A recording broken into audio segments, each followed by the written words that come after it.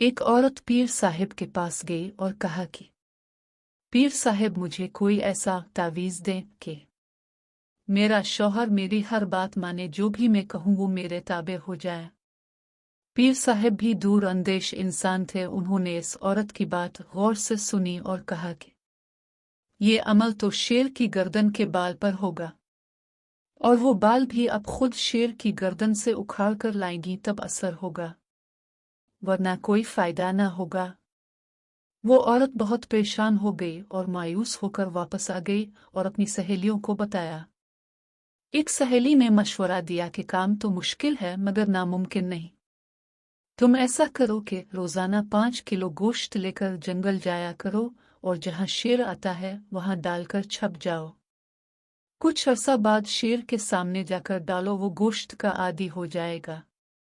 तुम इसके करीब जाकर गोश्त डालना शुरू कर देना और उसकी गर्दन पर प्यार से हाथ फेरना शुरू कर देना, और जब शेर तुमसे मानूस हो जाए तो गर्दन से बाल उखेड़ लेना। इस औरत को बात पसंद आई। दूसरे दिन ही इसने गोश्त लिया और जंगल गई और गोश्त डाल के छप गई। शेर आया, गोश्त खाया और चला गया। इस औरत ने 1 माह तक ऐसा ही किया। 1 माह बाद इसने शेर के सामने जाकर गोश्त डालना शुरू कर दिया ताकि शेर को पता चल सके कि उसकी खिदमत कौन करता है। कुछ अरसा बाद शेर भी औरत से मानूस हो गया था। औरत ने शेर की गर्दन पर आहिस्ता आहिस्ता प्यार से हाथ फेरना शुरू कर दिया।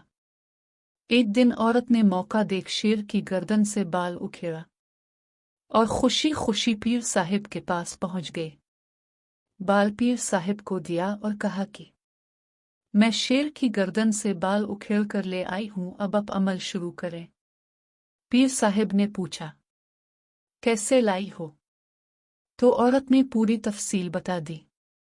पीर साहिब मुस्कराए और कहा कि क्या तुम्हारा शौहर इस जंगली दरिंदे से भी ज्यादा खतरनाक है, जो कि खूनखार होता है, जिसकी तुमने चंद दिन खिदमत की और वो तुमसे इतना मानूस हो गया कि तुमने इसकी गर्दन से बाल उखेड़ लिया और उसने तुम्हें कुछ भी नहीं कहा।